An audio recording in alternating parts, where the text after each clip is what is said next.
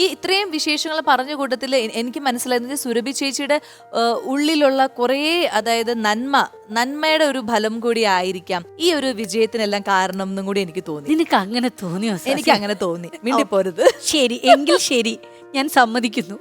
ഇനി ഞാൻ, അതായത് നന്മയുള്ള മരമാണോ എന്ന് അറിയാനായിട്ട് എന്റെ കയ്യിൽ കുറച്ച് ക്വസ്റ്റ്യൻസ് ഉണ്ട്, ഞാൻ അതും കൂടി ചോദിക്കാം. ഓക്കെ, ഇത് റാപ്പിഡ് ഫയർ ക്വസ്റ്റ്യൻ എന്നാണ് ഞാൻ ഇതിനിട്ടിരിക്കുന്ന പേര്. അതുകൊണ്ട് ഒരുപാട് ആലോചിക്കാണ്ട് മനസ്സിൽ നന്മ അധികം പുറത്തേക്ക് വരുത്താണ്ട് ഇപ്പൊ മനസ്സിലാവും എന്റെ നന്മ. മനസ്സിൽ തോന്നുന്നൊക്കെ പറയണം. ദേഷ്യം വന്നിട്ടുള്ള സ്വന്തം ഓൺലൈൻ ന്യൂസ്. നന്മ മരം ഓൺലൈൻ ന്യൂസോ? അത് ഞാനും എൻ്റെ ബ്രദറും കൂടെ ഇവിടെ പോയിട്ടുണ്ടായിരുന്നു. മൂകാംബികയിൽ പോയിട്ട് പ്രാർത്ഥിക്കാൻ വേണ്ടി പോയി. അപ്പോ മൂകാംബികയിൽ എല്ലാവരും പ്രാർത്ഥിക്കാനാണ്. അതെ, മൂകാംബികയിൽ പോയി. പിന്നെ ഞങ്ങൾ കുടജാദ്രിയൊക്കെ കയറി താഴെ ഇറങ്ങി. അപ്പൊ ഞങ്ങൾ രണ്ടുപേരും അവിടെ അധികം അന്ന് ആളില്ലായിരുന്നു. എന്തുകൊണ്ടും ഒരു ഫോട്ടോ എടുത്തിട്ട് ജഗദംബികെ മൂകാംബികെ എന്നിട്ടു. അപ്പോൾ താഴെ എത്തിയ സമയത്ത് മുകളിലൊക്കെ കയറി തൊഴുതൊക്കെ കഴിഞ്ഞ് ഒരു മണി 2 മണിയൊക്കെ ആയപ്പോഴാണ് താഴോട്ട് വരുന്നത്. താഴെ വന്നപ്പം അപ്പോഴാണ് റേഞ്ച് കിട്ടുന്നത്. വേഗം നോക്കിയപ്പോൾ സുരഭിയുടെ പുതിയ വരൻ ജഗത് ബി.കെ. ജഗദംബികെ എന്നുള്ളത് അവര് പിരിച്ചെഴുതിയിരിക്കുന്നു. ജഗത് ബി.കെ. അയ്യോ, അപ്പൊ ഞാൻ ആകെ അത്ഭുതപ്പെട്ടു പോയി.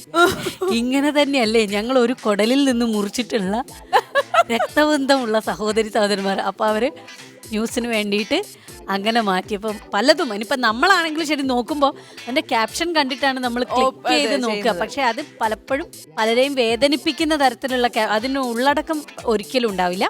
അതേപോലെ തന്നെ റിമ കല്ലിങ്കലിന്റെ വേഷങ്ങൾ നഷ്ടപ്പെടുത്തി എന്ന് പറഞ്ഞിട്ടുള്ള ഒരു ഓൺലൈൻ ന്യൂസ്. സുരഭി ലക്ഷ്മിയുടെ അവസരങ്ങൾ കുറയ്ക്കാൻ കാരണം റിമ കല്ലിങ്കൽ എന്ന്.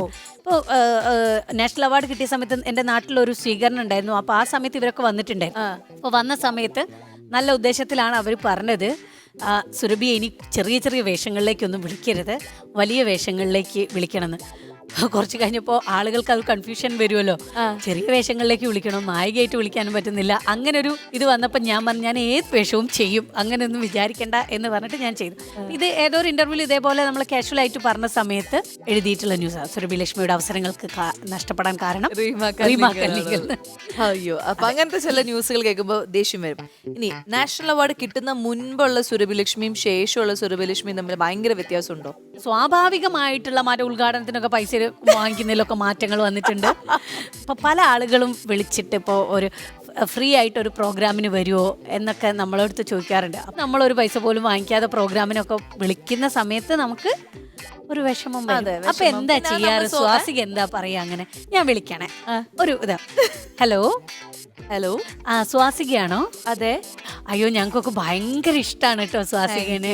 പിന്നെ ഞങ്ങൾ വിളിച്ചത് നമ്മുടെ ഇവിടെ ഒരു പ്രോഗ്രാം ഉണ്ട്, ഒരു റെസിഡൻസിന്റെ പ്രോഗ്രാമാണ്.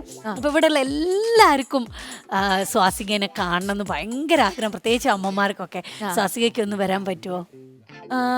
എന്നാണ് ഡേറ്റ്? ഡേറ്റ് 28-ാം തീയതി. 28-ാം തീയതി അല്ലേ?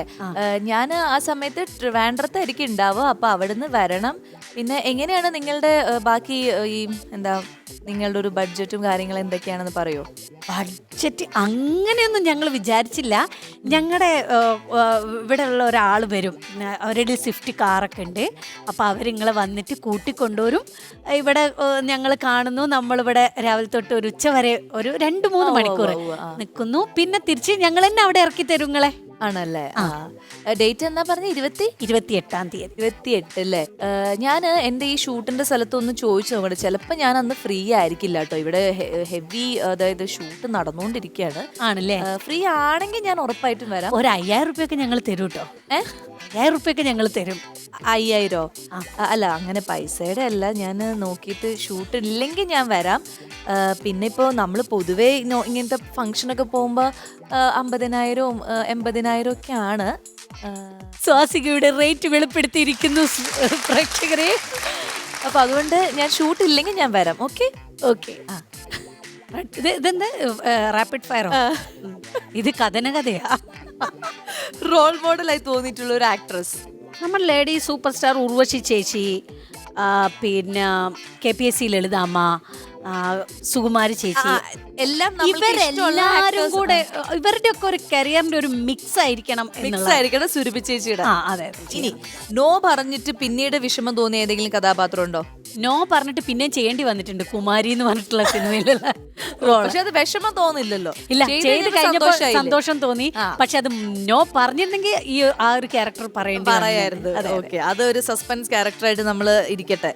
ഇനി അഭിനയിച്ച് തകർത്തിട്ട് എഡിറ്റിംഗ് ടേബിളിൽ വെച്ച് ഏതെങ്കിലും സിനിമയിൽ നിന്ന് അല്ലെങ്കിൽ കട്ടായിട്ടുണ്ടോ വലിയ സിനിമയിൽ നിന്നും? പുതിയ മുഖം എന്ന് പറഞ്ഞിട്ടുള്ള സിനിമയിൽ നിന്ന് അങ്ങനെ കോളേജിലുള്ളൊരു കോളേജിലുള്ള ഞാൻ പൃഥ്വിരാജ് രാജേട്ടനെ ഞാൻ റാഗ് ചെയ്യുന്ന ഒരു സീൻ ഉണ്ട്. അത് പക്ഷെ എഡിറ്റിംഗ് ടേബിളിൽ വെച്ച് കുറെ സീൻസ് കട്ടായി. അപ്പൊ വിഷമമുണ്ടായി. ഓൾമോസ്റ്റ് ഞാൻ ആ സമയത്ത് അഭിനയിക്കുന്ന എല്ലാ സിനിമയിലും കട്ടൊരു പ്രധാന. ഇനി തുടക്കകാലത്ത് ചാൻസ് ചോദിക്കുമ്പോ വിഷമിച്ചിട്ടുള്ള ഏതെങ്കിലും ഇൻസിഡന്റ് ഉണ്ടോ? അങ്ങനെ വിളിച്ചങ്ങ് ചാൻസ് ചോദിക്കല്ല, എന്തെങ്കിലും സിനിമ ഉണ്ടോ, അപ്പം എനിക്ക് പറ്റിയൊരു ക്യാരക്ടർ ഏതെങ്കിലും ഉണ്ടോ, ഉണ്ടെങ്കിൽ പറയണം എന്നൊക്കെ പറയുമ്പോൾ അവർ പറയും ഇല്ല ഇതിൽ ഒരു അമ്മ റോളാ, ഹീറോന്റെ അമ്മയാണ്, അപ്പൊ അതെന്തായാലും സുരഭിയാക്കാൻ പറ്റില്ല. പിന്നെ ഹീറോയിൻ പറയുന്നത് വേറൊരു ഇതാണ്, അതും എന്തായാലും പറ്റില്ല. അപ്പം അങ്ങനെ സുരഭിക്ക് പെർഫോം ചെയ്യാൻ പറ്റിയൊരു ക്യാരക്ടർ ഈ സിനിമയിൽ ഇല്ല എന്ന് പറയുമ്പോൾ നമുക്ക് എന്താ അങ്ങനെ എനിക്ക് എന്ന് വരും, എൻ്റെ നമ്പർ എന്ന് വരും എന്ന് വിചാരിച്ചിട്ട് തോന്നാറുണ്ട്. ഓക്കെ.